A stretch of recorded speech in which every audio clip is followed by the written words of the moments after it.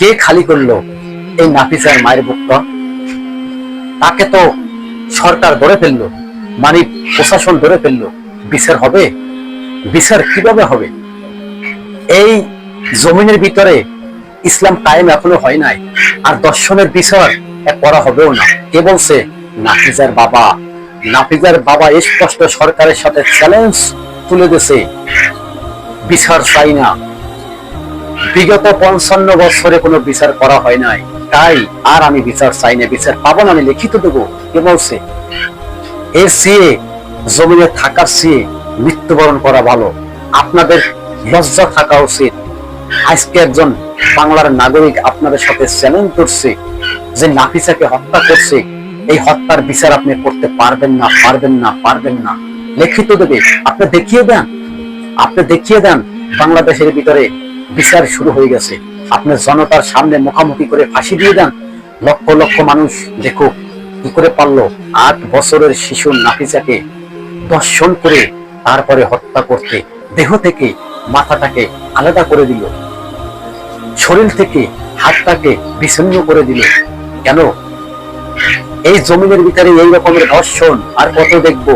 আজ পর্যন্ত একটা ধর্ষণকারীরও বিচার হয় নাই, একটা ধর্ষণকারীরও বিচার হয় নাই।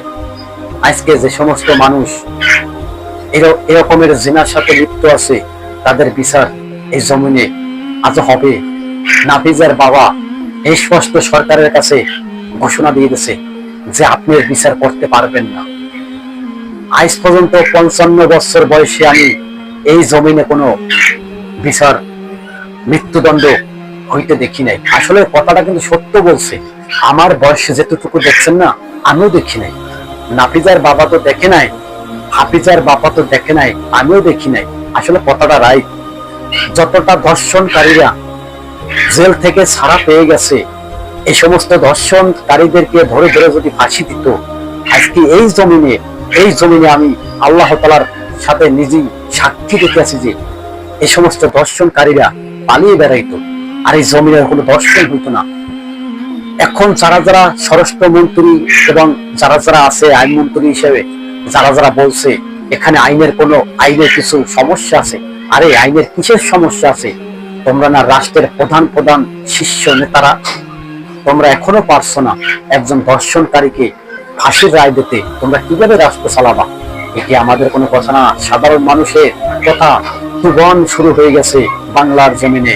মাসুম বাচ্চারা নিরাপদ নাই। একটাই গার্জিয়ানের প্রশ্নটা যে বাংলার জমিনে কেন মাসুম বাচ্চারা নিরাপদ নাই, আর ধর্ষণ গুলো করছে মাসুম বাচ্চাদেরকে।